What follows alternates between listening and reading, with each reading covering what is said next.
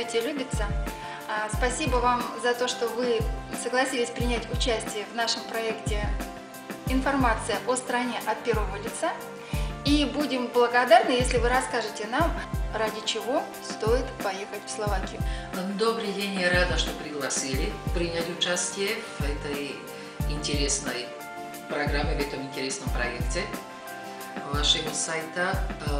Что касается Словакии, есть несколько продуктов, которые стоит того попробовать, увидеть, рассмотреть в Словакии.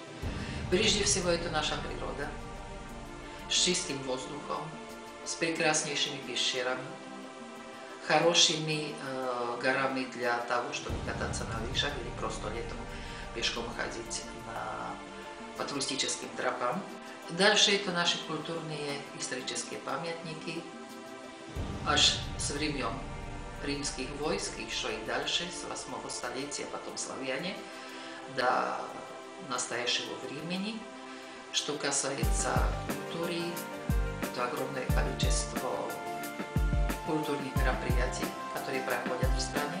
Это памятники ЮНЕСКО в нашей стране, которые помимо исторических культурных памятников, таких как Списский град, самая крупная средневековая крепость в Центральной Европе, прекраснейший город Панская Štiavnica, город Девольт, город Бардejov. Помимо того, есть и природные, это наши девственные, прекраснейшие луговые леса в Словакии.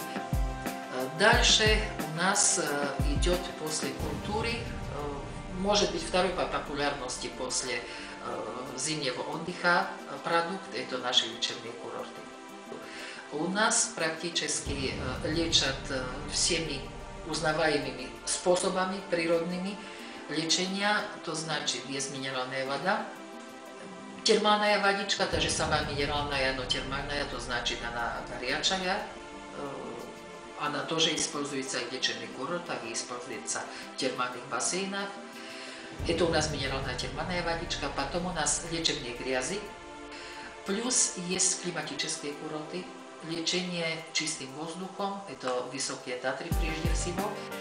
Что касается зимы, вот среди россиян большую популярность играют уже несколько лет словацкие лыжные центры, прежде всего в высоких Татрах и в низких Татрах.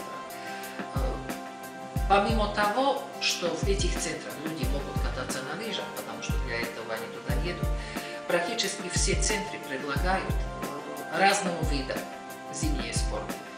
От катания на коньках, санках, бобслеях до адреналиновых спортов. Помимо того, что для детей есть очень хорошие программы, есть школы обучения на лыжах, есть очень много программ опрыски, что можно и покупаться в аквапарках наших под открытым небом. И можно посмотреть прекраснейшие города, маленькие, которые вокруг, и музей под открытым небом. Так что есть очень много всего, что можно увидеть.